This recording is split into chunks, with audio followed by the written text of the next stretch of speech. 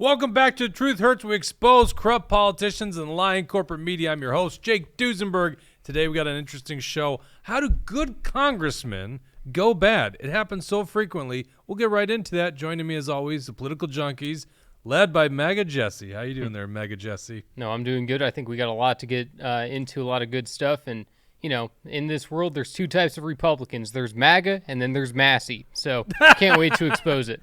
That's not how you do it. There's MAGA or Massie. So Massie's his new branch of the GOP. Is that what you're saying? He's essentially John Bolton. That'd be kind of cool if there's a whole wing of the GOP that was Thomas Massie. He just rose in power so quickly. Yeah. You're obviously listening to Mr. Straight Lace himself, William Beck. How you doing today? Good to be here. Good to. If MAGA is an acronym, what does Massie stand for? Oh, I don't know. I mean, basically the most establishment corrupt thing that you could be. So Yeah, right. The most. I think you may have misspelled it there. yeah, I'm not going to sit here and come up with an acronym for you. I mean, you kind of put him on the spot. MASSIE. I'll come up with something right away. Running the dials as always, Deep State Dawson himself, keeping us in line. You know, proving our talking points at all times.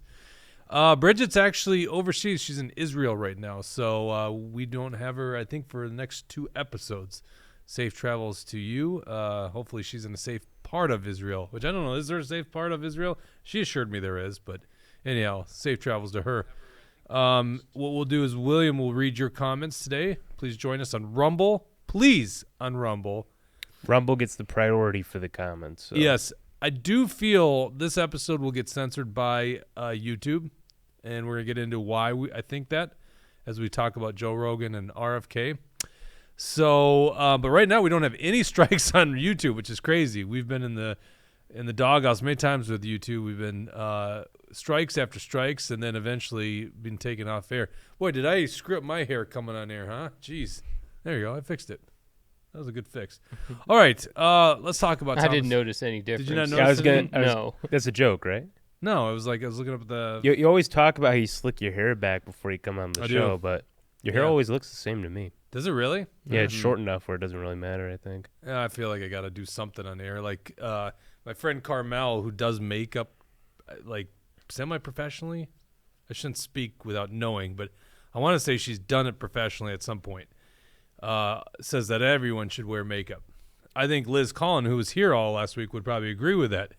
There's just something about guys putting makeup on. You guys out there, you know what I'm talking about. So we don't put makeup on, and you know, I feel like the one thing I do for showtime, just like MAGA Jesse runs over because he realized he didn't have his MAGA hat on. I just like do something with my hair. What are you talking about, Jake? This is like his common garb. This is what he wears. He doesn't wear the hats all day long, though. That's the thing. Yes, he does. No, he doesn't. He sleeps in the hats, too. He does not sleep in those hats. Hey, they're in his office. There's a ton of those hats. I just want to read some comments before we get started here. We have Bad Hat Harry, based Minnesota, Tucker, Glenn, Dover Dan. Got all the usuals in the chat today. All the usuals. The gang's here. The gang's all here. Rumble rants. If you do a Rumble rant today, we will read your comments ahead of everybody else. You keep us alive. We love our audience. We love you guys tuning in. Hopefully you'll like this episode because the truth sometimes hurts. You know, Thomas Massie is a guy that I donated to as recently as 2020. I remember this. I shouldn't say we all, a lot of people got goofy in 2020 come COVID pandemic. Especially people in Washington, D.C., where they all of a sudden said, we're done meeting in person, and now we're going to vote on this massive bill. Guess whose bill that was? It was Donald Trump's bill, by the way. No, it was Pelosi and McConnell. Oh, yeah, but Trump was... You're saying they didn't create the bill? Well, that's fair. That's fair. They did create the bill at the behest of Donald Trump. Donald Trump was supporting it, was he not? Donald Trump was supporting helping the American people, helping some businesses. It wasn't the corporate corrupt thing, We've been over this before. I know. We've been over this one. The big strike against your guy there. But anyhow, they were literally going to vote not in person. And it was like a big deal because this has never happened before. Congress is obligated by the Constitution to be there. And Thomas Massie basically highlighted this point that we're going to vote for the biggest spending bill ever, and none of us are going to be there. So, he went up against Donald Trump. Donald Trump called him a name for this very interesting, good point. And I was like, great. I'm going to donate $50, $100, whatever it was, to Thomas Massie because that's the kind of principles we need on Washington, D.C.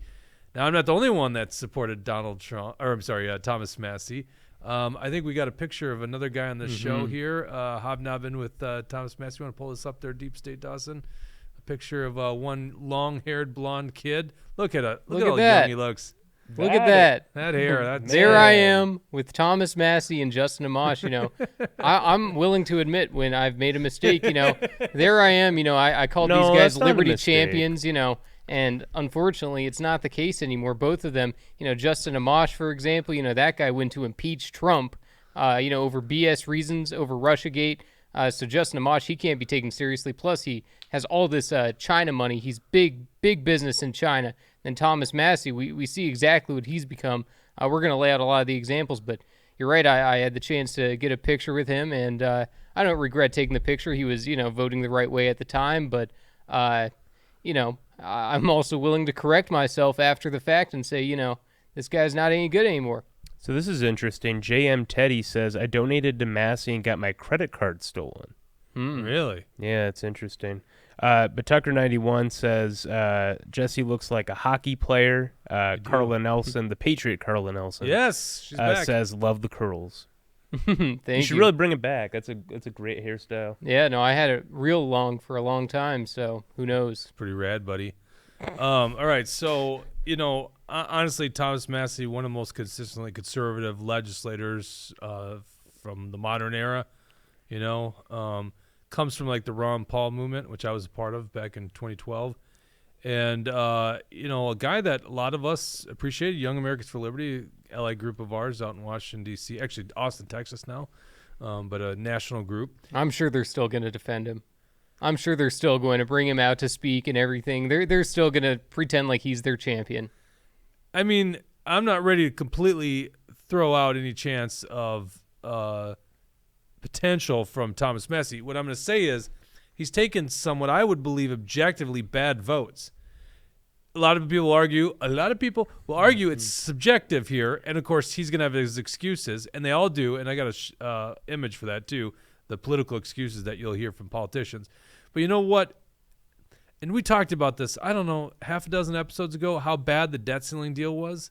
Like, first of all, I don't know what kind of deal can be made for me to vote for increasing the debt ceiling. Because quite frankly, we should have solved this issue 2 decades ago. Right. Like, we're screwing over our country. I think our country's doomed economically speaking. I don't think we're doomed in terms of like a complete implosion of our government. And there were things that were supposed to be promised in that deal that never came through, like getting rid of these IRS agents, the ones that were supposed to be hired, that's still happening, all because, Kevin McCarthy couldn't get it in the deal and because these Republicans caved and supported the deal. Right, and Thomas Massie not only voted for the debt ceiling bill, he was on the Important Rules Committee. He could have stopped this thing from even getting out of the Rules Committee. Mm-hmm. So it's like actually 2 big strikes against him on that issue, and that's the most important issue. We could talk about Ukraine. We could talk about even the budget negotiations, which will happen in the appropriations process, which is one of Thomas Massie's excuses, is that's when you really get the deal done. But really, the way to solve this issue is to actually have the government default on its debt. We already are defaulting on our debt. When you print money to pay off the debt, you're defaulting. You devalue the dollar. So you're not paying back the full price of that debt. So it's actually, in my opinion, good for us to actually default on the debt and get things figured out and reset. And, of course, they're just going to wait to the final timeline or to the very end, 11th hour, and then you get guys like Thomas Massie that cave on that. Objectively caved. I think he's probably voted against every debt ceiling increase in the past. He says some BS thing like we got actual spending cuts. He didn't get spending cuts. You got like a freeze. Maybe you're measuring that against the rate of inflation. But that's stupid. We are still adding debt. So if we really got substantial spending cuts, there would be no reason for a debt ceiling increase. Because we would have no budget deficit anymore. We don't need a debt ceiling increase, right? Mm-hmm. So there's no spending cuts here. We're still borrowing too much damn money. And he's part of the problem, part of the Washington, D.C. problem. That's the number one biggest issue I see with Thomas Massie. And he's been around for a long time now. He's had plenty of years to be a good conservative. Now that he's on his 10th year, he's been in there for a decade. I imagine that being in D.C., being in the swamp for a decade of your life does change you. Exactly. Yes. Unfortunately, you kind of want the good ones to be out there a long time, but that also gives them more time to get corrupted. Let's just be honest. And I don't know. I don't know Thomas Massie hardly at all. I don't know if I've ever met him. I don't think I've met him. I met Justin Amash once, but And Amash is even worse. yeah, but well, a former congressman, so out of power. And do you remember that Thomas Massie was bringing Justin Amash on the floor of the House during the Kevin McCarthy vote? As as the vote was going on, Thomas Massie was trying to work these side deals to let his best buddy Justin Amash try to become the speaker. It was the craziest. Well, we don't thing. know that. I don't know what he was doing. It was a that's bizarre thing. why else would he be there? Justin Amash was Justin trying to become the Amash speaker. wanted to be speaker. Yeah, he did. tweeted out that he'd be. Yeah, I would totally do it because you're allowed to do that in Congress. You can nominate someone not in Congress to be the speaker. Correct. Yeah.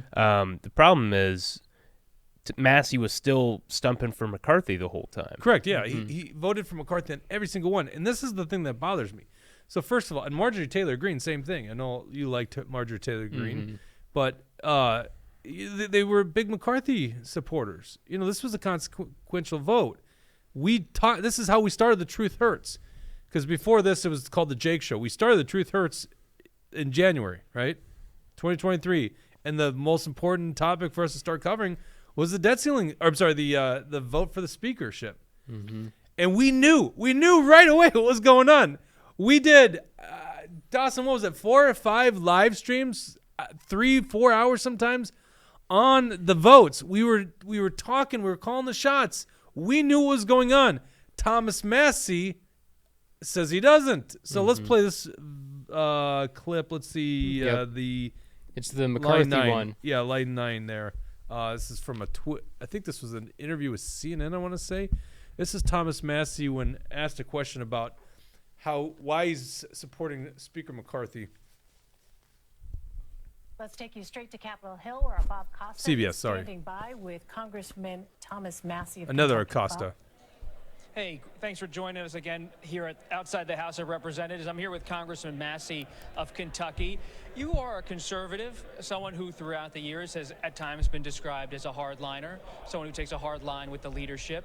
But you've supported McCarthy in this process. I've heard through the grapevine, sometimes you've done it with muted enthusiasm, but you've done it. Why?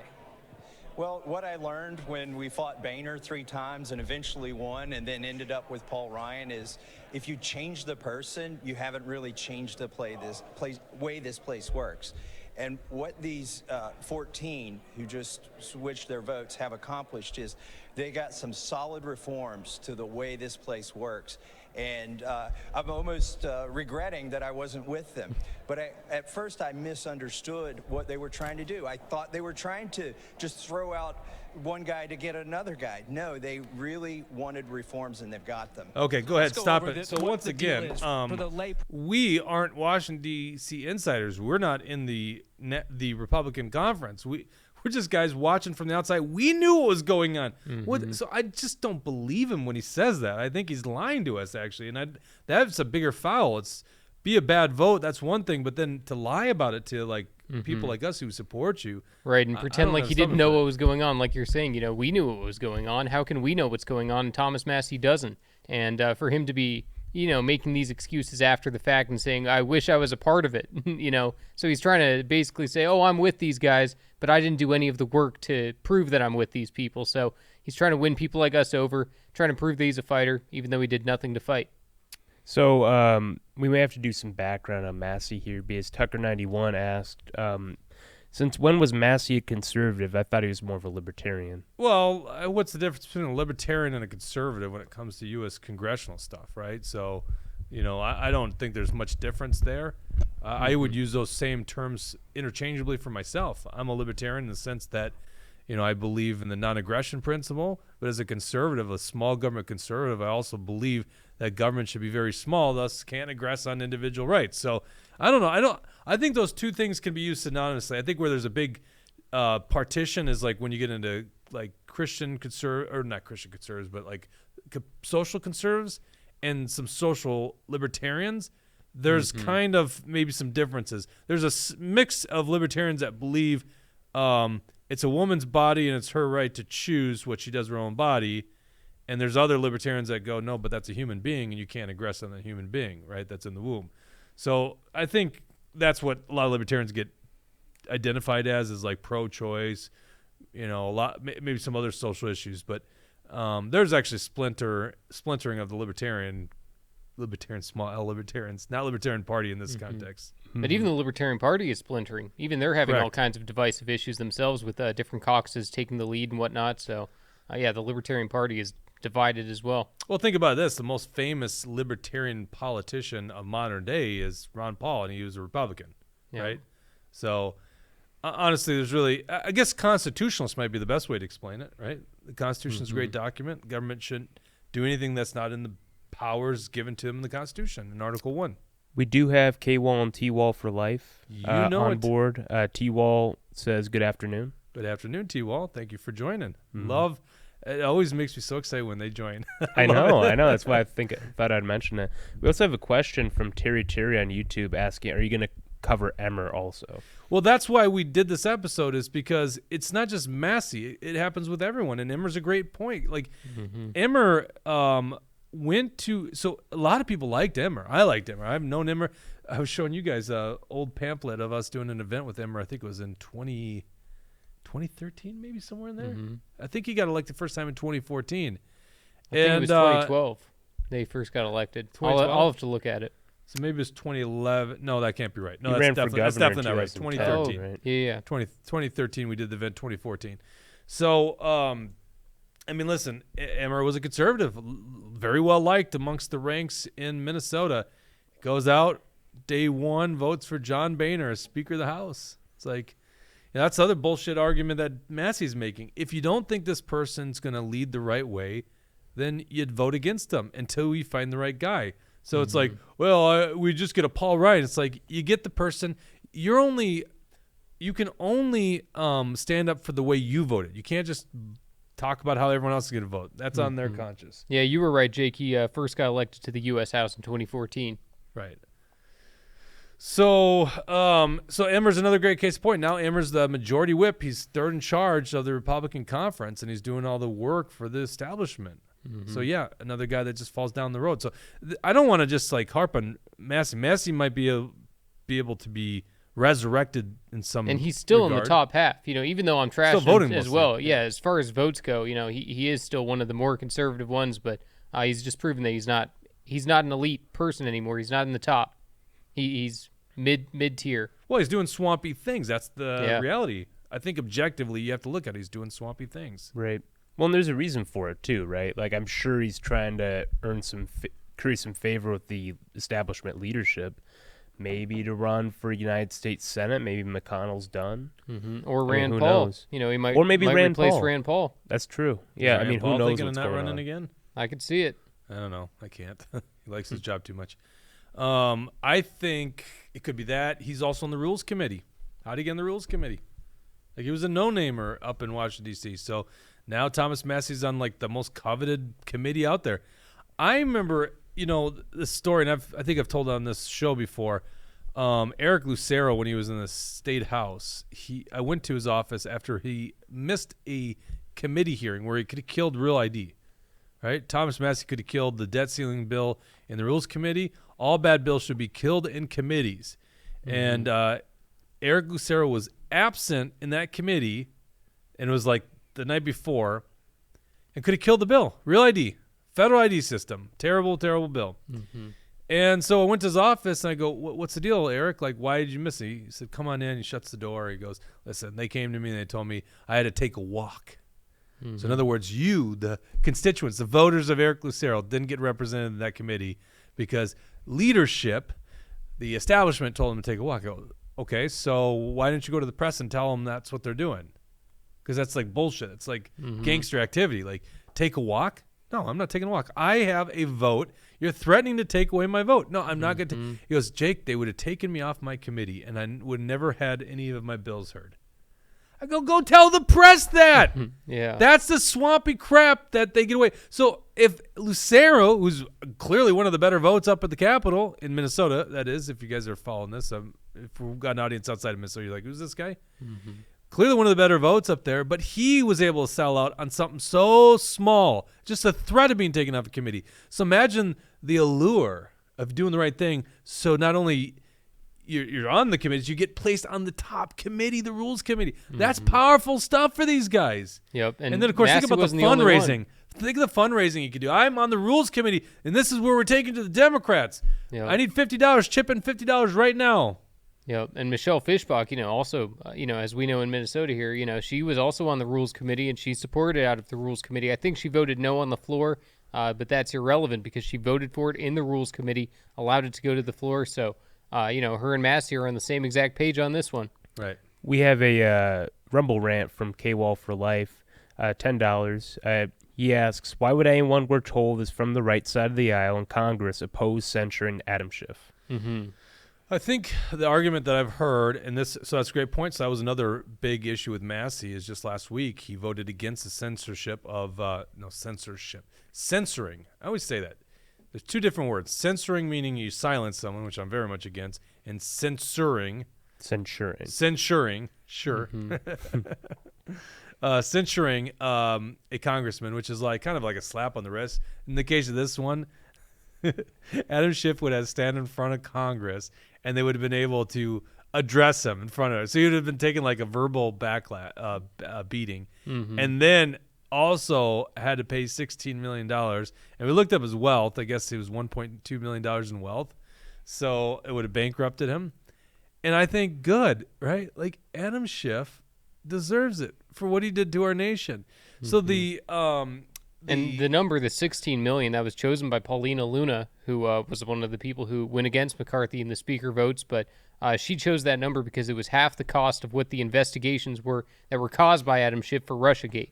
So she was, directly tying him to the responsibility of our tax dollars being wasted. Right, and Schiff's behind that bullshit thing that went on 2.5 years, had the whole media. Let's be honest. Adam Schiff wasn't doing the Lord's work there, right? He wasn't just being truly, neutral, impartial, and looking to get down to the bottom of the truth. It was a complete hack job. They got what they wanted out of it.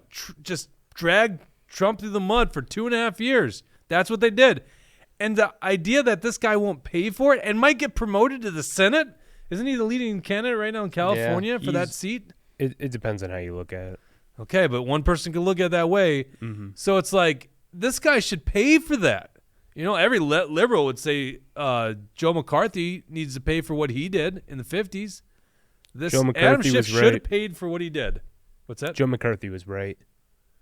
Yeah, but that's what every leftist would say is right. What Joe McCarthy did was wrong, and he should pay for that. But he was correct.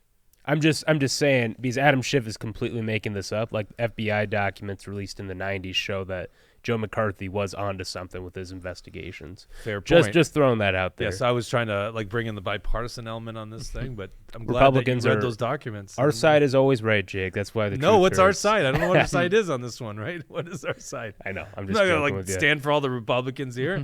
We stand for the truth. That's why it's called The Truth Hurts. Sometimes the truth does hurt. No, I know. Jesse and I support Thomas Massie. It sucks to see this. Objectively moving towards the swamp here, right? Still one of the best votes out there. Objectively making the wrong choices these days. Yep. So they argue that it would be bad president to answer UK Wall, bad president to go about finding another congressman, especially to one that would bankrupt them. Maybe a small tinge of credibility in that counter argument. However, what do you do to somebody that spent $32 million in government resources, our money, for a hoax, and they knew it was a hoax the whole time? That guy should be paying for it. And one of the things that Massie says in explanation to this thing, too, is because Pelosi had, when she was speaker, she charged him and others because they weren't wearing a mask. They were taking a pay cut because of it. And he was basically saying, because that happened to me, I'm not going to allow that to happen to anybody else. It's unconstitutional. And that's why he was saying he wouldn't fine Adam Schiff. But even that's a ridiculous argument because, like you're saying, shouldn't there be a price to pay for wasting our tax dollars and leading a phony investigation against the president? I would think so. Yeah, no kidding. I mean, we got to start fighting back at this stuff. Got a couple comments. Sure, go ahead. Brad Ganser says, a smart guy once told me that no one ever becomes more conservative once elected. Very, very fair point. Yep. Dover Dan's responding to Brad Ganser saying it's like they forgot their values and get... Oh. What happened here? Oh. Sorry, my comment section just jumped. It's like they forget their values and get caught up in money they learn or get taught how to spend it. Based Minnesota says, what conservative issue do Republicans not lose ground on? can't think of one. Mm-hmm. Tucker actually has a couple of issues that he provided. We can talk about these maybe. What do you mean? He says, in response to base Minnesota, he says 2A is winning out. We also did just get Roe v. Wade. 2A is not winning out. 2A just lost ground in Minnesota. We literally lost. We got red flag laws now, and we got universal background checks. Mm-hmm. We also did just get Roe v. Wade overturned last year. And we lost ground in Minnesota. So I think base Minnesota is making a great point. I think he said conservatives in Minnesota, right? Federally. I think Tucker's saying federally. Yeah, there's federally some it's a little different. Too. But didn't base Minnesota say what in conservatives lose ground in this state? No, just what conservative issue do Republicans not lose ground on? Oh, okay. I guess I was thinking because his name's based Minnesota. Okay, yeah, fair point then. Yeah, federally, but certainly Minnesota, everything we're losing. Yeah. Well, that's why people are leaving. Yeah, no kidding.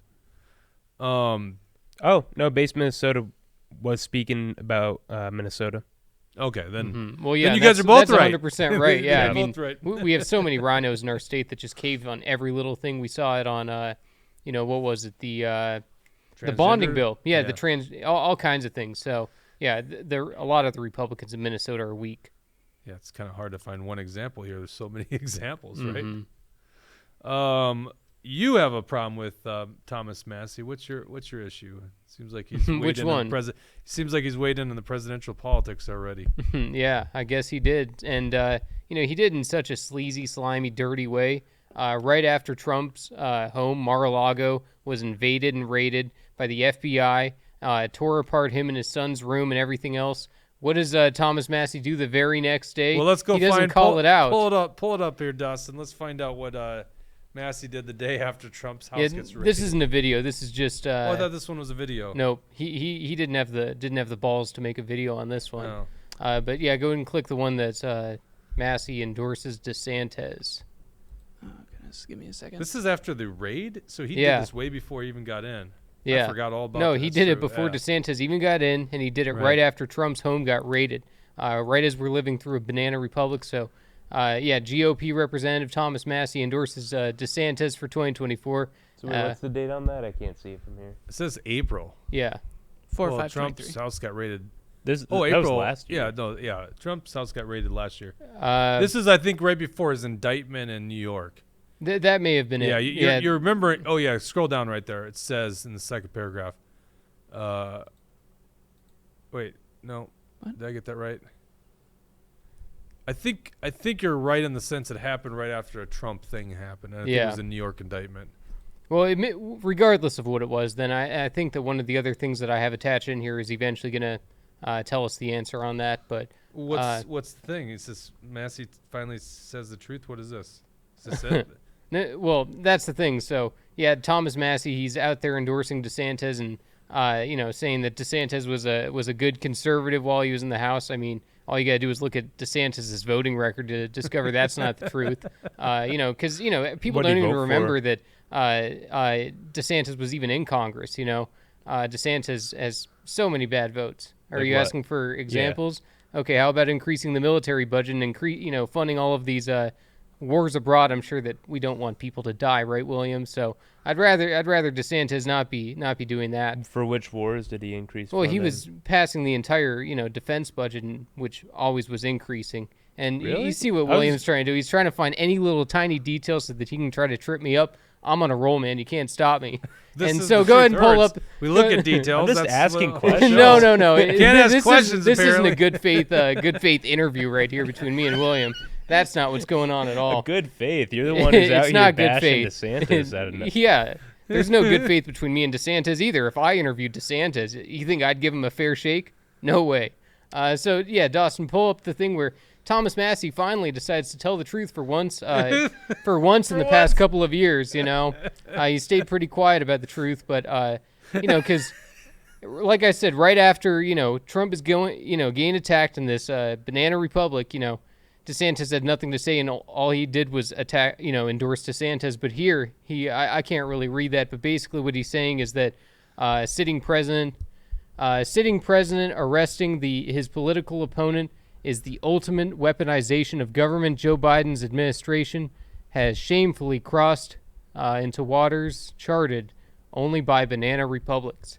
So I can appreciate the fact that he's willing to admit this, but why did it take him months and months and months? It wasn't until this latest document case that he finally decided to say something. Besides that, Thomas Massie didn't have a single nice word to say about Trump. He didn't have a single defending word to say. A single one? Not You a sure? single thing. Yeah, I couldn't find anything. And, it's because all I knew of him was just sitting there saying, oh, DeSantis is so great. And, he's a keyboard warrior against Trump. Him and Amash, they're two of these people that, one little attack from Trump, they get their panties in a knot, and they hate him for the rest of their life, and they got Trump derangement syndrome. One little attack, if I get attacked by Trump, you got to take it on the chin. Yeah, the president calling me out nationwide. Gee, why would I be upset about that? Hey, well, and then Trump went and endorsed him. Trump was looking to bury the hatchet. By the way, why did Trump do that? Because Massie was forcing members to show up to vote for this. What was it? We already talked about this. The largest spending bill ever. Yeah. Like, literally. And Trump was pissed about that. And then Trump endorsed him. And then look at how Massie repays the favor. I think that could be part of the reason that he's fallen in line with the establishment now. I think the establishment got him that Trump endorsement. No. I think he's falling with the establishment but he's now because going to DeSantis' camp, which would argue that he's really in bed with the establishment. Mm-hmm. Yeah, no, wasn't he the first person to endorse DeSantis? Yeah. Well, the establishment before he was even a candidate. I mean, Yeah. it's just basically like, could you be even more anti-Trump? Could you be even more of a never-Trumper? You're supporting someone that wasn't even in the race. That was before people started discovering all the dirt on DeSantis as well. So, and there's plenty of that. I have got to play this clip of this comedian. I put it in line 20 there, Dawson. I can't get this out of my head. I know I've seen this, going back months ago, but it's like the algorithm on Twitter or in this case it's Instagram. You watch a video one time and then it's just like, oh, you want to see this all the time. So I get this. It's on my feed all the time. This is with George Santos. This impersonator Trump looks nothing like Trump, but his mechanics are so good and it's so hilarious. Watch this clip of this guy. Told me that, Fox News, formerly known as Fox, woke nation, I call it, they got rid of Tucker. Such a disgrace. Such a disgrace. And there's a rumor going around. They talk about it, out in the streets. They're saying they're hiring Don Lemon. Can you believe it? Fake news, CNN fired Don. And he's coming over to Fox, right? They're failing. The ratings are down the tubes. It's Rupert Murdoch. He needs to wake up. He needs to start covering Trump. I got one friend over there. We call him Sean Hannity. My constituent. That's right. My constituent. Sean Hannity. We love Sean. We love Sean. We love Sean. Unbelievable guy. He's so great. He's so great. And this guy, too. We love Santos. We love him. My new VP, okay? Believe me. Better than Mike Judas Pence. That I can tell you. We'll leave it at that, okay? Oh, It's funny. I saw another video of another Trump impersonator going after Santos as well. This isn't the first guy. So no, this guy's funny. great. He just does it nonstop. He's everywhere. He keeps saying lots of deals, making deals, and then he does that handshake where Trump really pulls in. Mm-hmm. Oh my God, it's so damn good. If you guys are not watching on Rumble, make sure you go over to Rumble to follow this show because we will probably get censored as we move into the next subject of the show. Because we're going to talk about COVID and vaccines and stuff like that. Spooky. Did you have something before we go into that? Oh, did we not want to prove that Thomas Massie is a fraud to the Tea Party? Well, that is an interesting story. We did some digging on Thomas Massie. I mean, that video, I think people should see that video, that DC Drano video. No, that's a bad video. It's not a bad video. It's pretty accurate. I didn't have that video queued up. Oh, I have it in there. Where do you have that in here? What? It's in there. Yep. I can't remember where. I think it makes the MAGA argument look bad, to be honest. Line 8, I guess. Because they're trying to make the lockdowns look like a good thing. That really rubbed me weird when they presented. Let's not show that video. Yeah. I mean, people can go to DC Drano. Yeah. It was interesting. Well, I retruthed it. You can find it on Truth Social as well. Jesse Talks Truth. Well, it's interesting we talk about a subject like this, which I'm not saying that this isn't important stuff, and we were like in show prep. What should we talk about today that no one else is talking about? I think this is, something not a lot of people are talking about, but some people are obscurely following. Like DC Drano was, hate tweeting at Massie the other day, which was fair game in my opinion. But because like a lot of these other stories, it's just getting overdone. It's kind of a slow news cycle, other than the fact that Trump is literally being indicted twice now, 2 different counts or 2 different issues, one in New York, one in Miami. They just announced the date, by the way, August 14th, right before the Fox News debate, the first Fox News debate. It's interesting. I mean, that's going to be his whole campaign. He's going to be facing this. I want to come back to that, by the way, where we see this going with Trump. But we're like ignoring some of these really, really important stories. Like we posted on actionforliberty.com last Wednesday, Thursday. When was that? We didn't even cover it on a Thursday program. Go to actionforliberty.com. You can follow the story. It's lab workers first to be infected by COVID. So, you know, the old wet market theory, that was what this lying sack of shit has been telling us forever. You know, Anthony Fauci, a guy that funded gain and function research, helped orchestrate the funding of gain and function research, right? This guy, this liar, okay, told us that it came from a bat in a wet market. He still says that. Yeah, still says it. Lying corporate media telling you that. Turns out some real journalists, Schellenberger and Matt Taibbi. There's one other here. I want to make sure I get it credit because I didn't know him as well. But this apparently is the smoking gun. Alex Gutentag. So what they did is they have a U.S. government source that confirmed that a couple sources that confirmed that the first cases of COVID-19 came from people not only in the Wuhan lab in November of 2019, but that worked in the gain of function part of the lab. The origins of COVID-19 pandemic came from the Wuhan lab, and we've been lied to by our government and the mainstream corporate media for years, according to a brand new article. U.S. government sources confirmed that the first people sickened by COVID-19 were 3 scientists who were engaged in gain-of-function research in the Wuhan lab. As you probably know, U.S. taxpayer money went to gain-of-function research through a group called the EcoHealth Alliance. Now, an admission that was kind of admission, but not, right? Because it wasn't gain-of-function. Senator, you don't know what you're talking about, as he would say to Rand Paul. Yeah, you guys were being careful with your words. You supported gain-of-function research. Basically, what did they end up calling it? Virus enhancement or something like that? Some bullshit terminology. Leading the lies and deception for the government over the past couple of years was Dr. Anthony Fauci, the director of the National Institute of Allergy and Infectious Diseases. Not only did he deny that the U.S. was supporting gain-of-function research in China, he also led the American public to believe that the leak of the virus came from natural sources in the wet market on the Wuhan province. Many experts questioned that narrative from the beginning. Patient zero for a virus that went on to kill nearly 7 million people worldwide. That's just killed. Now imagine all the other destruction it did to economies, to mental health, all that kind of stuff. Was Ben Hu, Yu Ping, and Yan Zhu, all researchers who led the Wuhan lab's gain-of-function research on coronaviruses. Schellenberger, Taibbi, and Gutentag credit Zhang Zhu. That's a woman, right? I think that she was one of the doctors that was working there that went missing in China for a while. People were calling her Batwoman. Is that right? Is that the Batwoman? I'll look into it. Zhu, is that what it is? SHIXU? It's Yan, YANZHU. Not a Chinese expert here. They credit this new information to, quote, multiple U.S. government officials, end quote, that they interviewed as part of a lengthy investigation by Public and Racket. This is a smoking gun we've all been waiting for. Go to actionforliberty.com, share that around. This should be a big story, and it's just not. It was basically buried by the mainstream media. Alternative media like us, we're the only ones that report on this kind of stuff. But we've been lied to about the origins of COVID-19. It comes from a lab in China, which China has a real incentive to take out America, right, and most of the Western world. And we funded this research, and no one's ever going to be held accountable on this kind of stuff, right? And then we still have these people lying to us this day. There's still the mask wearers, right, which is like the left's red MAGA hats. And we're getting vaccines still pushed against us. Very rare you see the vaccine push, but that's going to be the next subject. I think you have something you want to say, William. Yeah, we got a that time the face did say something. The face did say it. I got it. All right. Okay. Brad Ganser gave us a Rumble rant of $10. Thanks, Brad. He asked, can someone tell me if gain-of-function research is being done at the U of M? He follows it up with saying that's being done at UW-Madison.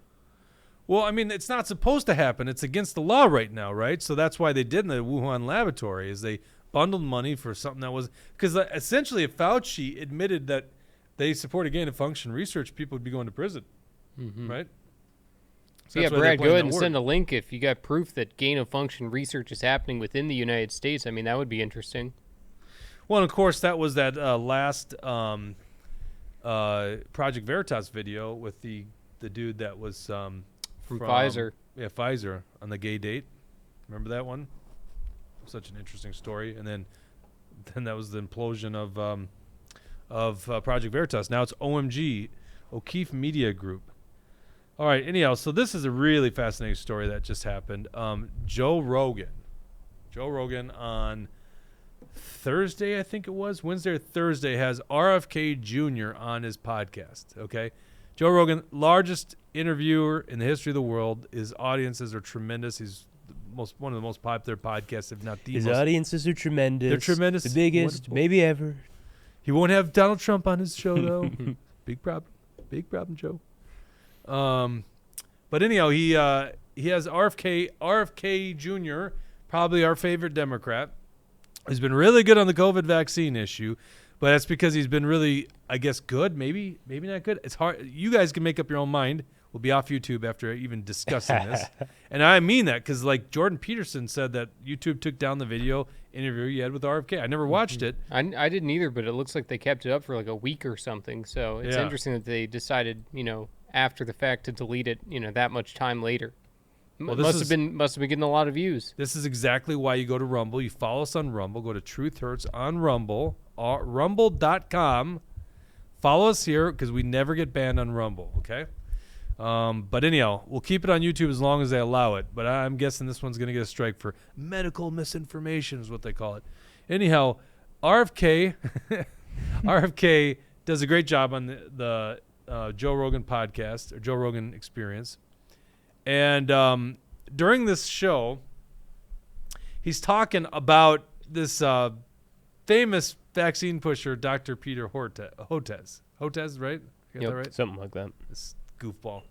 And mentions how he's this big vaccine pusher, but he's literally like out of shape, eats junk food, doesn't work out, doesn't take vitamins. So it's the slam against this guy who's saying that what you need to help your immune system is these vaccines that really haven't been tested. And meanwhile, all these things that we know naturally help your immune system, he ignores it. Basically, it's non-existent. What's going on over there, William? You got no audio? Oh, there you go. Oh, I haven't had it. No audio. Okay. I know. I thought about going on, and I was like, what is going on in our show here? So this is the let's play Peter Hotez's first I think he's maybe been on more than once, but this is his time on the Joe Rogan podcast admitting that he doesn't do any of this stuff that would help his natural immunity. Do you take care of your immune system in other ways? Do you take probiotics? Are you cautious about your diet? I'm not as cautious about my diet as I should be. I'm a junk foodaholic, actually. Well, that seems like a terrible thing for your health. It is a terrible thing for my health. It's something my wife is working on. But that seems ridiculous for someone who works with health. Yeah. What's going on with you, man? Sometimes, man, I just don't get it right. How often? What? How often? How often do I steal a bag of chips or something like that? How often do you eat garbage? I don't know. No, hopefully not every day, but hopefully not every day. Yeah, maybe a couple of times a week. Oh. That's what with Rachel, my daughter with autism. That's like our thing is to go to the it's called the burger joint or to Shake Shack to get a cheeseburger. We'll sneak some fries. So you live in large, we call it. Like that mouth pleasure so much, you're willing to sacrifice a little bit. I of health. am. Yeah. I have to concede that's the case. Well, there's, I don't have to tell you, but there's a large body of data that connects poor diet to a host of diseases. It seems like a crazy decision for a guy in your line of work. There you go. Sometimes it's not all brain. It's something else. But if you ate healthy food, the thing is, your body starts craving healthy food. You start feeling. Yeah, no question, results. No question about it. Do you take vitamins? I don't take vitamins. Really? Yeah. Wow. I don't think they do. I don't think they're needed because most in the American. Hold up. You don't think they're needed while you're eating junk food? Well, hopefully I'm not only eating junk food. Okay, right? but there's a large body of clinical. All right, let's cut there, and then he goes on to saying basically doesn't exercise as well. All these things that are known to help boost your immune system, and including going and get sunlight, which might be hard for someone that's job is in the laboratory. Of course, I'm sure you're outside at some point during the day where you could get sun, and you probably just instead binge watch something on Netflix with Cheetos on your lap. By the way, no beacon of health over here in terms of food. I eat a lot of junk food, but we're not trying to mandate I vaccines. do exercise every day, and obviously you can see I get a lot of sunlight. Yeah, but by the way, he's posing as a health expert. That's the biggest problem with is that he's saying one thing and then doing another, and then he claims to have the answer to all of our problems with these vaccines, but he doesn't lead a life of good personal health in any way either. Right. Yes, and especially against Joe Rogan, who's like very tuned in to great body mechanics and great health and stuff like that and fitness. Like now Joe obviously knows how to splurge to eating, which, by the way, when you work out like Joe, you can do that. In fact, you kind of need to do that, to actually have energy. And obviously he'll drink whiskey on his show and stuff like that, which once again in moderation is not a bad thing. Joe Rogan, very healthy individual. Speaking of which, I don't know if this is good for the immune system, but it's certainly good for your muscular skeleton stuff. But like all the rave is ice baths now. Joe Rogan, I listen to Joe Rogan all the time. Everyone's just raving about ice baths.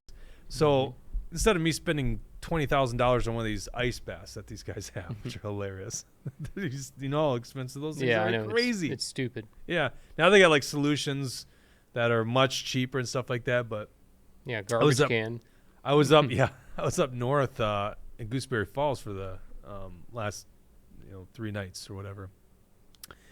And every day I'd go into Lake Superior, which usually seems crazy. You never see people swimming in Lake Superior because it's freaking cold. I don't know, it's 38 degrees or something like that.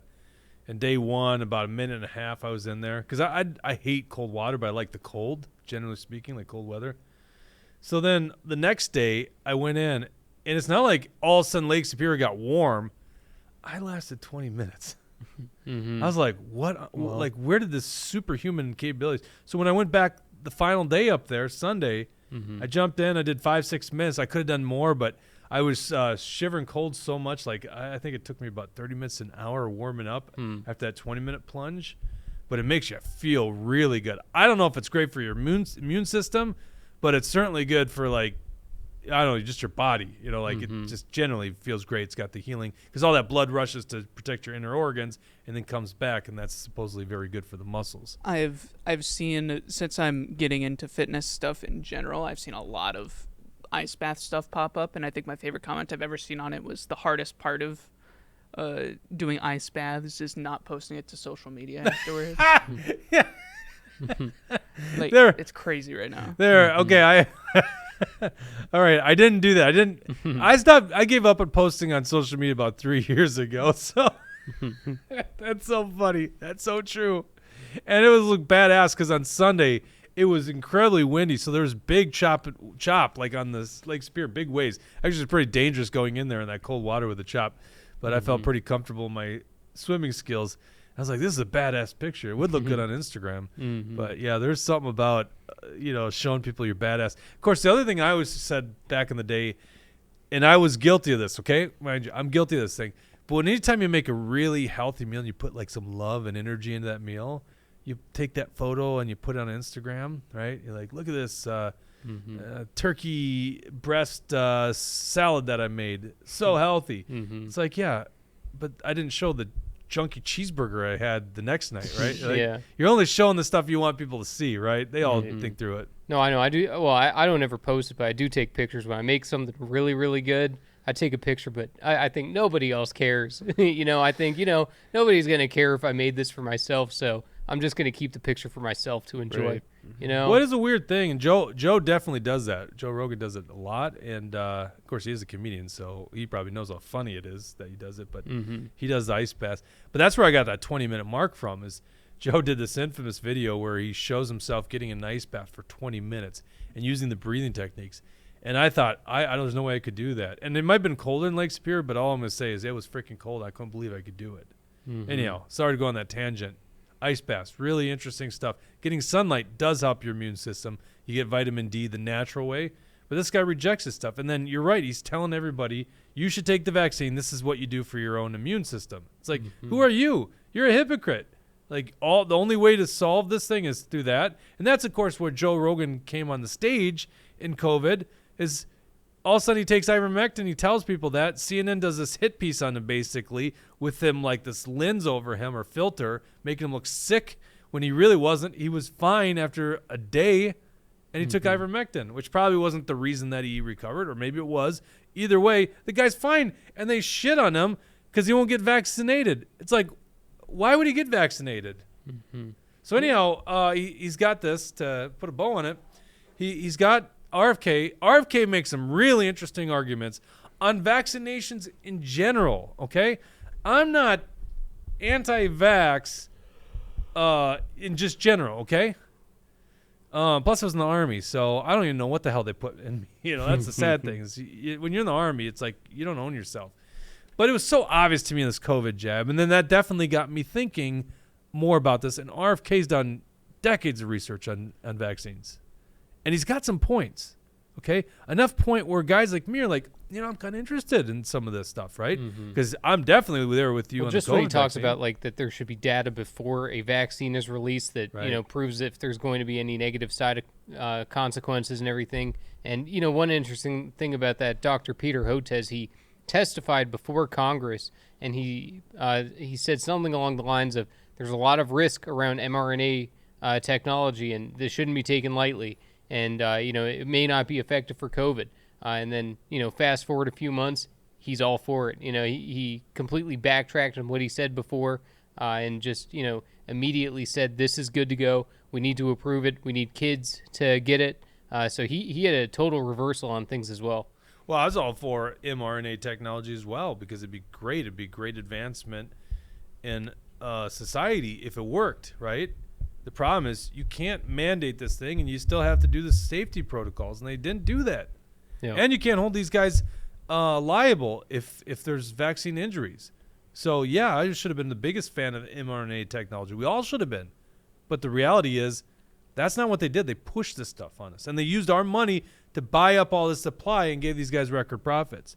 So, anyhow, Peter Hotez must not like Joe Rogan discussing his physical nature and junk food habits and stuff like that, and the fact that he platformed RFK. Because how dare you platform a candidate for president? That's where we are in the United States right now. You can't even platform a guy like RFK, who comes from a very famous family. I don't know if you know this. His uncle, president of the United States, was shot by the CIA, and his dad, the attorney general of the United States and senator at the time, was also shot and assassinated by the CIA. While running for president. Leading in many regards. I think he just won California's primary or one of the other big states. So, anyhow, storied family, right? Credible source. But RFK could be wrong. He definitely could be wrong. You know how we find out who's right and who's wrong? We discuss things. We debate things. And so Peter Hotez slams Joe Rogan on Twitter, where we all slam people. And Joe Rogan goes, well, why don't you come on the show and debate RFK, and I will donate $100,000 to the charity of your choice. And what did Peter Hotez say about that, Jesse? Yeah, no, he said, you know, I'd love to come on your show, Joe, except, you know, he doesn't want to debate RFK Jr. He basically was saying the same thing that, you know, oh, you got my cell phone number. You can always talk to me, Joe. But Dr. Peter Hotez, he's afraid to debate RFK Jr. And, you know, RFK Jr. and Rogan talked about this on the episode where basically that Hotez had said that, you know, Kennedy is a slick lawyer and that he'd have his way with words and so that he wouldn't feel comfortable debating him. Hotez says that you shouldn't debate a conspiracy theorist, but shouldn't, you know, someone who is going to be considered one of the leading voices for these vaccines. Why would you not want to discredit someone? Why would you not want to debate RFK Jr. and try and end it once and for all? Unless there's some truth to what RFK Jr. is saying, it should be easy to debate him and defeat him. Especially when it's your area of knowledge. Yeah, it's his study. Like, this is your study. This is your career. I would gladly debate someone. Let's say there was someone that was doing fake valor, right? Which is like people dressed up in the military saying they did certain things. I would be glad to have that discussion on air and point out where this person's lying, right? It'd be great. Stolen valor, not fake valor. Stolen valor. I haven't heard a lot of stolen valor claims lately, but that was a big thing, right? Stolen valor.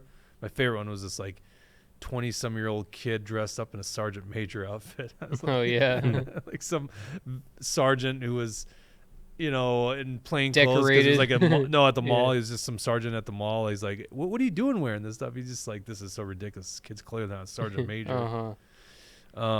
People do it for discounts and stuff at restaurants. Yeah, and people might not know, but the outfit looked ridiculous on the kid. So, why wouldn't you debate it? And basically, I think it's gone up to like $2 million. Guys like Jordan Peterson and Elon Musk have all chimed in. Big players are just saying, I'll throw in another $100K. Right. Yeah. Yeah, I think it's over $2 million. Charity of his choice to debate someone on a subject you're an expert on. You are a monster for not doing this. I can't. So once again, he's actually ruining his side more because guys like me that are very open-minded on this go, man, RFK makes some good points. The only way you could pull me back to the other side is hearing the alternate viewpoint. Well, if you're not going to do the alternate viewpoint in a way that's not going to be propaganda, because Joe Rogan will be fair, right? Joe Rogan's had a couple debates on his podcast before. They're rare. There's one really bad one. It was like two health experts. One said calories in versus calories out is all that matters. Another one's like, no, it depends on what those calories were. Wasn't it? It was not. I thought the debate sucked. Who was that? Oh, I don't even remember who the people were. Oh, I'd be interested in watching that one. Yeah, it was. I don't know. And I also think it's a ridiculous argument. Like, if you get 2,000 calories in Cheetos versus 2,000 calories from like whole grains and lean meat and an apple, I don't think it's even comparable. For weight loss, calories is all that matters. But I don't think so. I don't think so. General health. No, I don't agree with that. No, I think that's wrong because I think certain things you eat change how your body burns. But why? That's the whole premise behind the keto diet. The keto diet doesn't work. Most keto things are just lower calorie in general. That's why you typically lose weight. No. If you put ketosis is a real thing, but it's very hard to achieve. But the idea behind ketosis is that your body is now becoming accustomed to burning fat and not carbohydrates. So that's the whole idea behind the ketosis diet. Is if you're not consuming carbohydrates, your body is just learning how to be very efficient at going into fat deposits to use that for energy. Yeah, that's what they allege. Okay, but I'm saying, there's a lot of people who disagree with that. Oh, okay, fair enough, and that's why they had the debate. I just think it's a little ridiculous to say that it's just calories in, calories out. That's my opinion. Looks like we could have this debate on this show. I don't know if you guys care. Another one was Egyptology. He had what's Michael Shermer, who's a scientific skeptic, or skeptic, I should say, debating Graham Hancock. That was an interesting one. I'm a little nerdy on that stuff, but I'm very interested in that subject, Egyptology. So, but Joe plays a very fair and balanced way, and Joe has no skin in the game. Now, Joe obviously has made up his mind in terms of the COVID vaccine, but I think you could even change it with better arguments. The point is they won't even argue. They won't even come in on having this debate. What's your and I think they even offered anyone that he chooses can debate on his behalf $2.5 million to a charity of your choice. Why wouldn't you do that? Yeah, watch, he gives it to the Bill and Melinda tweet, Gates Foundation, and it's used for vaccines for children across the world. No, I can't remember if this was the tweet that was deleted or not by Hotez, but he said, "Be serious, Joe. That's what you throw out for your hunting buddies on a weekend. A $50 million endowment, which you, Spotify, RFK Jr. can easily afford. Not for me, but so we can continue making low-cost, patent-free vaccines for the world's poor, preceded by RFK Jr.'s public apology." So he wanted a public apology. Yeah, that's the one that I thought was deleted. So he wants a public apology from RFK Jr., which never going to happen. RFK Jr. has a spine made of steel, so I don't think that he's going to cave to Peter Hotez on it. And the fact that he just wants to use that money, he's obviously going to profit off of it. It's just, this Peter Hotez, it's nice to see that people are exposed to how much of a slimy, evil guy he is. Yeah, but that's my issue is it's just not. It's like not even talked about that much anymore. I mean, Joe's got such a massive platform; it forces it at least into the Twitter world. But it's not like I don't think the mainstream media is talking about this at all, right? I saw CNN had some articles, They but did? obviously, they're hit jobs on or on on Rogan. Yeah, we know how they covered it. Mm-hmm. Let's go to the comments here.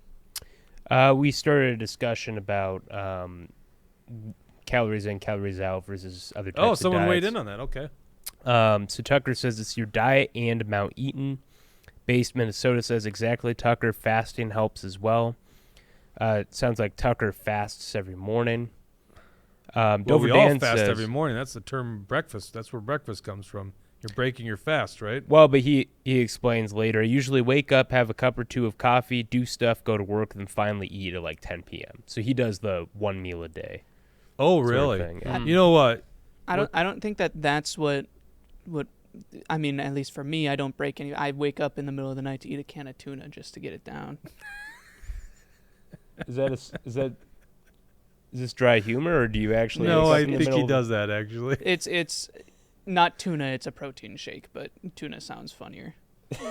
Okay, so it's a little bit of So he both understands then. entertainment value. Wait, so you get up in the middle and it's pre-made shake, right? Yeah, it's like the Core Power Elite 42 grams. of protein. Oh, those are yummy. Yeah, those are. Wait, so you what time do you get up? Like to drink this shake. Yes. Some 3 sometimes, I guess. Are you You trying set to your speed up alarm? No. It's whenever I wake up. You wake up at 3 a.m. every night? No, it's when if I'm asleep and then I wake up in the middle of the night, then I'll drink. And usually I do it to go to the bathroom too. So it's only if you wake up. Yeah, but I Okay. do. You go to the bathroom in the middle of the night? You're 25 years old, or what are you, Yeah. 25? But I drink plenty of water, so. Well, sometimes I wake up and go to the bathroom. I don't think it's I that thought I was the uncommon. old guy on this show. Jeez, guys. People do that. What are you I talking got steel about? bladder. I really It's do not have an to old go. people Babies thing. wake up in the middle of the night. Yeah, well, I know, but there gets to be a point in, you don't get up in the middle of the night anymore, right? Is there? I mean, yes, I guess. there is. Yeah, I just get up in the morning. Yeah, there you go. Jesse, the normal guy. Mm-hmm. But I was actually more commenting on the fact you guys get up to go to the bathroom. That's Well, like sometimes. That's like an what's- old man thing right there. Do you I don't stay in think that's bed an and old go to the person That bathroom? is an thing to old do. person thing. Yes, it is. Sounds Although, like an Am old. I once supposed to again- wet the bed instead? Yeah, that sounds What are you older. suggesting You just here? don't. You have a bigger bladder. You don't have a big prostate issue you're in your 20s. I just Although I will put it this way, maybe your generation hydrates more. Because I was back at my parents' house a couple years ago, and like the neighborhood was all together, hanging out in the yard, and all the old farts were talking, and they were ripping on my generation because we all carry around water bottles and like coffee cups and stuff. It's like they never did that. They used to have to lean over and drink it straight out of like the ditch. There But you we go. don't have to do that anymore. So maybe you guys are just more hydrated. So I guess maybe that makes sense. But yeah, I wouldn't think you guys are in that class of people that gets up in the middle of the night. Well, I only to don't, I don't drink think this protein is an shakes. actual thing. But Well, don't you go regardless, it's mean before you you don't go think to it's a bed or thing? something? Well, I do go before I go to bed. And yeah. you gotta have another one? Well, not all the time, but like every now and then I'll wake up. I'm like, oh, I got to go to the bathroom. You do go to the bathroom a lot around here. I'm sorry to air this out on our show, but it is interesting. Like in our meeting, our sync meetings in the morning, you're supposed to, because of William, you're supposed. Do you mind if I bring this up on air? You already Is this too have. personal? Okay. You're supposed to go to the bathroom before a meeting so you don't interrupt the meeting. So what does William do? He drinks so much water during the day that he literally can't last more than about 30 minutes. And so he'll start doing push-ups because that's how you buy off your, breaking the rules. It's like 10 push-ups. Is that a rule? 10 push-ups if you go to the bathroom? I usually do like 10 to 15. But I commented this morning, I go, it's just go to the bathroom, William, do the push-ups afterwards. You're actually more distracting because you do the slow get up, like no one's seen you. Then you slowly go to the ground. Well, I prefer to pay it off before I know, but then we're all watching. It's like, well, now we got to Well, you're going to watch me afterwards to be sure that I'm doing it. So No, I don't. I trust you. So you don't have to watch me do them then. You'll Correct. just I don't know need to watch you doing them. It's just like, you go to the bathroom so much. Like, well, you know what? It's all those diet drinks, too. That's it. It's part of it as well. Because I am trying to you drink are more addicted water. to diet drinks. I am. The Monster Energies. How many Monster Energies do you typically drink in a day? So I usually don't drink Monster Energies. This is what we have here at the office. I'm sorry. It's Ghost. Mister, look at him being so detailed here. I mean, See, you're always going to the details, William. I see what you're doing here. Right, Jesse? Yeah, but it's not a good faith conversation again. How many energy drinks do you consume in a typical day? It depends on the day. Actually, like on weekends, Yeah, well, I won't it drink depends on any. the day, and I said the typical day. So what's the typical day? Typical day, if you want like an average, it's probably like 2 to 3. So we'll round up to 3. blows my Now, mind. he's got a Coke Zero right there. It's empty, so. Yeah, it was full before you got in here. Yeah. It's only an hour into the show. It was full. I saw that thing. It wasn't even cracked open. It blows my mind that we've gained viewers during this conversation. Well, Yeah, because I think people will want to know how you are so straight-laced with all the caffeine you consume in a day. How many of those Coke Zeros, Diet Cokes, Diet Mountain Dews, if we want to be detailed, how many of those do you have in a day? That is not detailed. I don't drink Diet Mountain Dews. Okay, but I just want to cover all the bases. How many diet sodas do you drink in a day? If you're counting the energy drinks in addition to that? No, we've already covered the energy drinks. So this is 3 separate. energy so drinks. probably 5 to 6. Oh my heavens! That's why we keep running out of these things in the fridge. Oh my God! I bring my own sometimes. I'm not gonna shit on William for it because he currently has more muscle mass than I do, so he must be doing something right that I'm not. But it's like I've been doing it that's longer crazy. too. So you've actually done a great job of catching up. I'm surprised how fast you've grown Thank muscle. you. But that's so many. I tried one of those Ghost drinks that you had. He's got the a diet. He's Sour got a Patch. Coke Zero too. Yeah, this is my one that I allot myself every day, right next to my. Well, so the right Sour next to Patch my- Kids isn't actually my favorite flavor. The Swedish Fish is like my. I don't know. Do you like Swedish Fish? No. Yeah. Okay. I mean, they have like every kind of candy flavor you want. It's only 10 calories per thing. It's 10 calories, which is nice, but like those things it just tasted like so much artificial. Like it blew my mind a little bit how you drink that. I mean, but again, I'm not going to judge you. In It's the mood just for weird. those. Do we have any of those monsters that I bought? No. Were you going to try one? No, We should I've get had Jake them. to I like it. try. I'm kind of in the mood for it. I'm in I so am much too. pain I'm right now. falling in my asleep back. right now. Yeah, that's the thing. I'm looking at you. You're like kind of dozing off. I'm like, what on earth is going on? So six diet or 6 Coke Zeros / Diet Cokes, 3 energy drinks. What? Based Minnesota's comment. How did this show devolve to bathroom habits and caffeine intake? How did we start on that bathroom habits thing? You guys were talking about. So we were talking about getting up in the middle of the night. I eat tuna in the middle of the night, yeah. Yeah, but why did you say tuna in the middle of the night? Oh, the debate on Joe Rogan's podcast about calories in, calories out. That's how we got into that subject. That's a weird one. I mean, it's definitely not good to eat 2,000 calories of Cheetos every day, but Well, it yeah, I sounds mean, right it's- when it comes to so weight I followed. loss. There's this guy who does this experiment. So he ate purely Twinkies for like a month or something. I'm butchering the parameters of the experiment, but he wanted to prove calories in, calories out, and he lost like I think 50 pounds just by eating Twinkies because he stayed in a calorie deficit. He couldn't have been having a great time with it, though. No, it probably sucked. Yeah. But once again, I don't disagree with that statement. Calories in, calories out. Right. Which is kind of funny on Twinkies. Can't imagine what that would do to somebody. Mm-hmm. But I'm saying, don't you believe that there's more to it in terms of like hacking your loss, or is it just purely calories out? So I've calories been in? more open to the idea that there are other factors, like preservatives, for example, because I've seen a lot of examples of people going to Europe, for example, eating whatever they want. They actually lose weight. I think here in the United States we have so many preservatives in our food, and you even look at RFK was talking about this, how they do the Roundup on American corn, and you have all these health problems that come along with that. Yeah, that was kind of spooky. Look up Joe Rogan, the picture of Joe Rogan and RFK. They're standing there. I think he's got the arm behind his. Oh yeah, RFK's jacked. He is. It's strong actually. guy. I'm thinking like, man, he might be the most in shape guy if he becomes president. Now, once again, I don't think he's going to become president. He's pulling 15 to 20%. Look at that.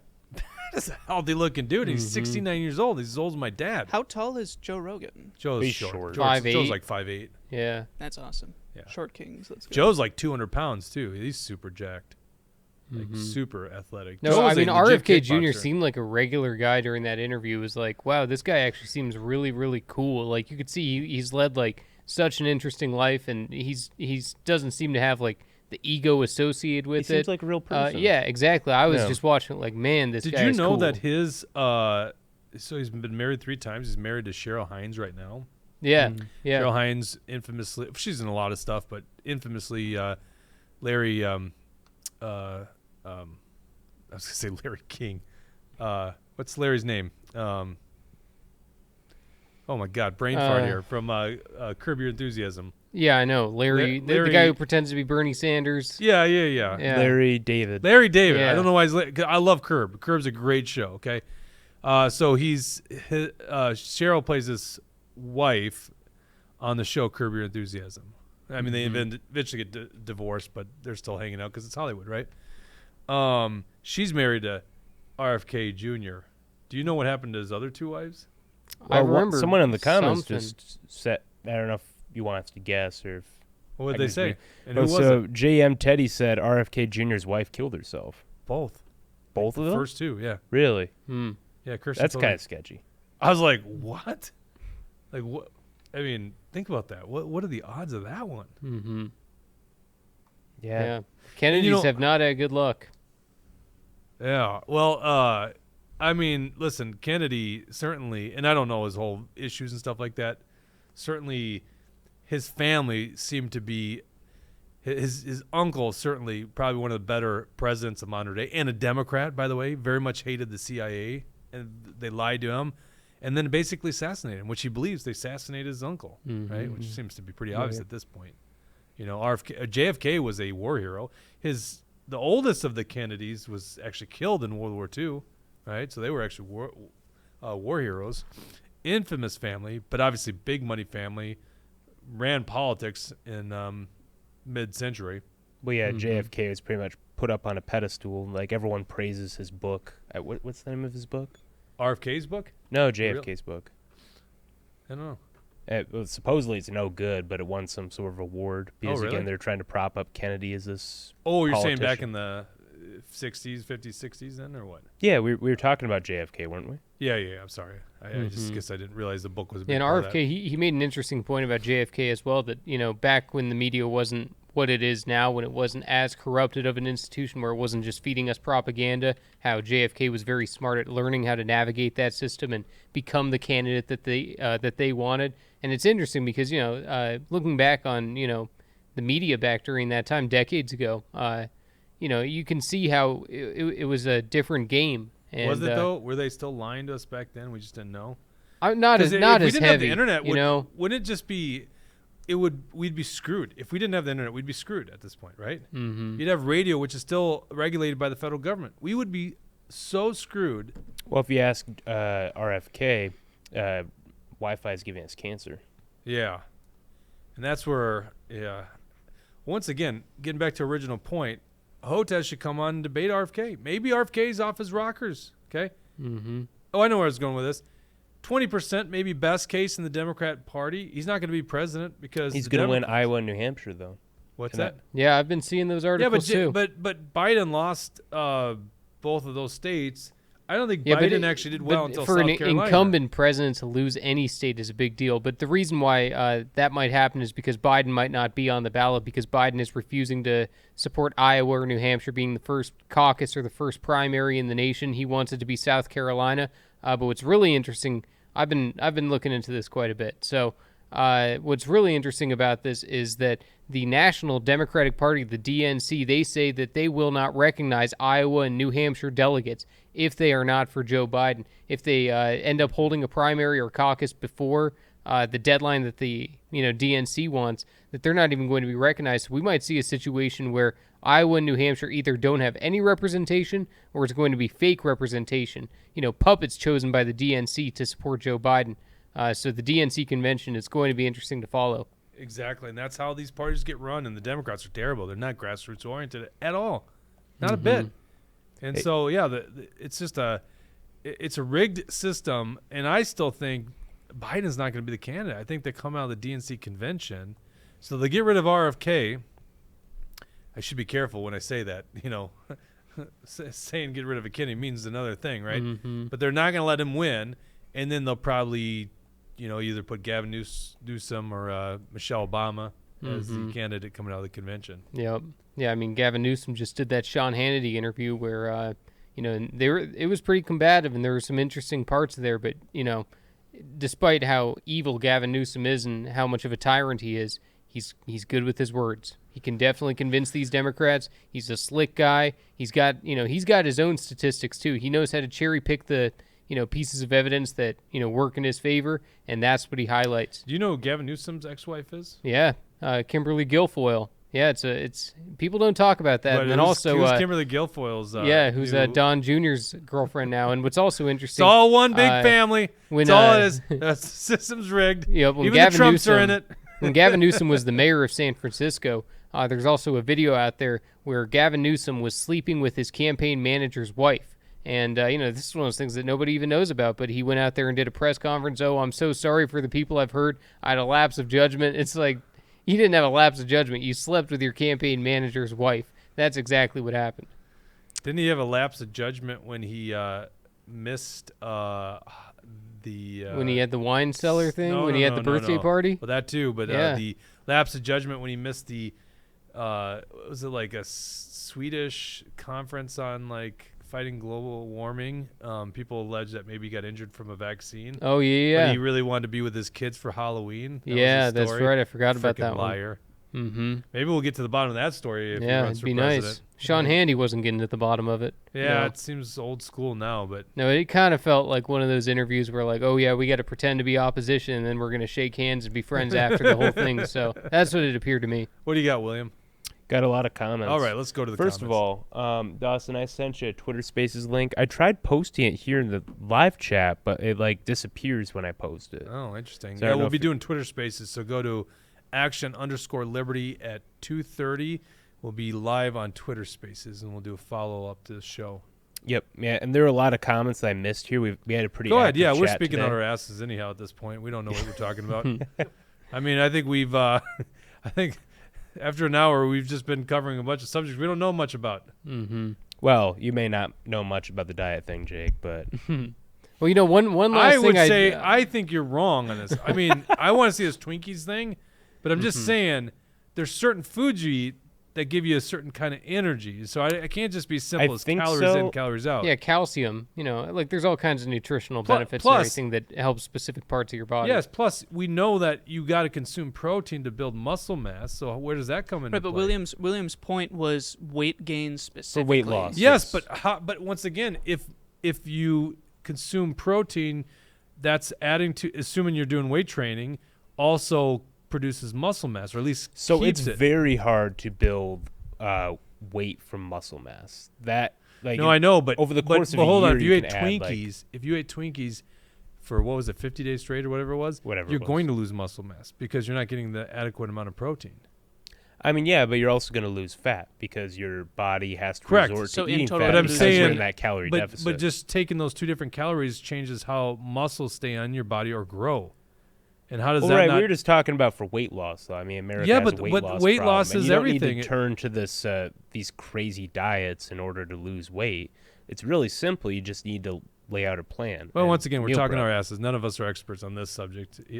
So maybe that's why it was interesting. I've lost a lot of weight and I've gained a lot of weight, so I can speak as to that. Well, so have I there, William. But and I guess it is. I always say the best diet out there is the Alfwam diet. Eat less food, work out more. Actually, right? Brad has and sorry guys, I'm missing a lot of your comments. Go ahead, let's right go read now. some comments. We'll go to the Twitter Spaces and we can talk more there. But Brad Ganser has a good point. Weight loss does not equal healthy weight loss, and that's very true. Like if you're dropping pounds a week, unless you're over 400 pounds, like that's not healthy weight loss. Like it's got to be a gradual thing, and you got to do it while still getting the nutrients that you need. Okay, well there you go. You heard it from William. You made a great point.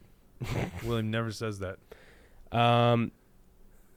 Yeah, we missed a lot of good RFK comments. Oh, shoot. I thought they were going to talk about your bathroom habits.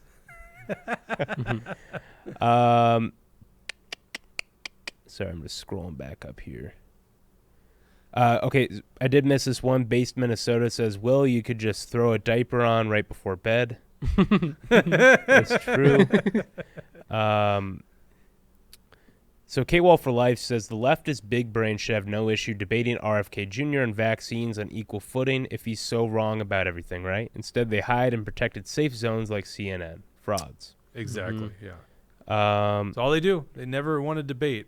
Right. In fact, we would gladly have all these people on our show to debate. They never come on. You kidding me? They never would come on. We thought maybe we could get one of these lefties to come on. Who did we invite that one time? Sandra Feist? Yeah, was it Feist? I It's think so it hard might to be. keep track of all actually these invited weirdos. her, though. What's that? We never actually invited her. I called her. Didn't I call her live on the show and invited her to come on it? Oh, that sounds familiar now that you mention Yeah. it. I mean, the political junkies, we're going to be talking to someone tomorrow. It's going to be a real interesting interview. So you'll Really? have to tune Do I in. get to know? You'll find out Surprising. tomorrow. Really? You guys want to tune in for this. Hopefully we can get it posted by tomorrow. Is this a but presidential candidate? It may be. Maybe. I don't know. You didn't spend your own money, did you? No. What are you talking about? No, we got an interview with the presidential candidate. Yeah, but it wasn't money that you didn't have Jake, to spend. it's not the one that you're thinking of. Okay. Because we did have a line on one presidential candidate who happens to be behind bars. No? I got to stop talking? No, it's not It's the going one to that be you're a thinking secret. of. You'll just have to wait and see. You'll find out tomorrow. Oh, jeez. And it's not Trump. It's not Trump. I wish. Trump behind him. But eventually we're gonna get that one.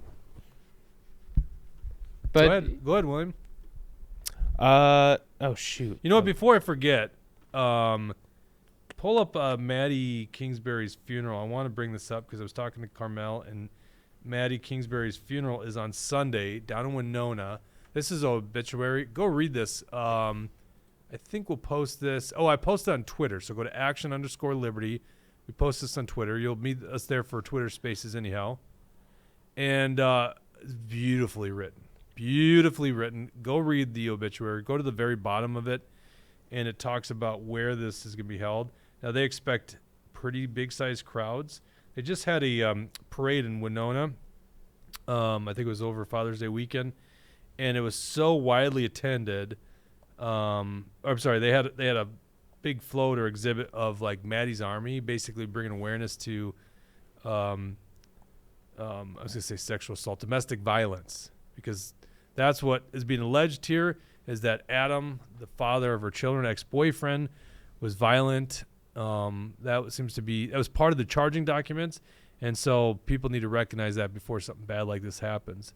So the Celebration of Life, Sunday, June 25th at 1:00 p.m. It's in the McCowan MCCOWN Gymnasium. That's on Mark Street in Winona, Minnesota. Go to our action_liberty Twitter handle. You can get that there. Otherwise, you could just probably Google Maddie Kingsbury obituary. I think it's going to be really well attended, and it's a powerful message. Anyhow, a couple other comments, and then we got to get off so we can go to our Twitter Spaces.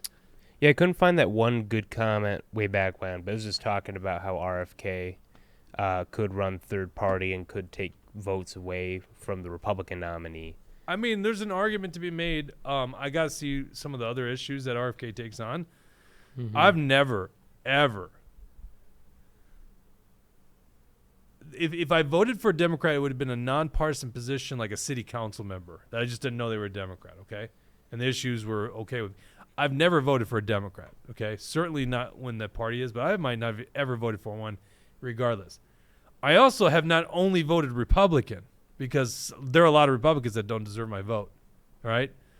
So I could feasibly see – I abstained from voting in 2008. It was John McCain or Barack Obama, and I thought both were terrible choices. I did not vote in that election. Yeah. Mm-hmm. I could have gone third party. I almost was like, screw it. I don't want to vote for either one of those. Either one of these guys, they're just both terrible, right? Mm-hmm. I could rationalize voting for a like Kennedy era Democrat, like John F. Kennedy running against a shitty Republican and Joe Biden. I could see myself voting that way. Now, is RFK in line with his assassinated uncle? I don't know. because his other uncle I wouldn't have aligned with, Ted Kennedy. That guy was not. That was a more modern liberal, although even that sounds really weird because Ted Kennedy would be probably looking at today's Democrat Party go, what? These guys have lost their marbles. Mm-hmm. But Ted Kennedy was a wacko liberal. So I have no idea what kind of liberal RFK is in the end. I guess you'll have to see the issues. Mm-hmm. So it's interesting, depending on the issues, that's potential as a third-party candidate. He could take votes away. I think he should be Trump's running mate. I think don't know. that would be a great ticket. No, he can be appointed to some position that he'd be good at with these vaccines or something, but I don't have full trust in RFK Jr. I mean, it would probably keep Trump from getting assassinated because they wouldn't allow RFK Jr. in there. But Well, that was the other thing on the JRE podcast is it turns out that Trump appointed RFK to a committee looking at vaccine safety with Anthony Fauci. I thought that was funny. I know it was a pretty interesting thing he was saying there. I don't think he was saying that he was on the board with Fauci. I think he said that he scheduled a meeting with Fauci. No, he was in a meeting. It was like some kind of. He was in a meeting because he was appointed to the vaccine. Yeah, council. RFK Jr. was appointed to the council, not Fauci. No, Fauci was too. In his role. No. I think you got that wrong. I think you got to rewatch it.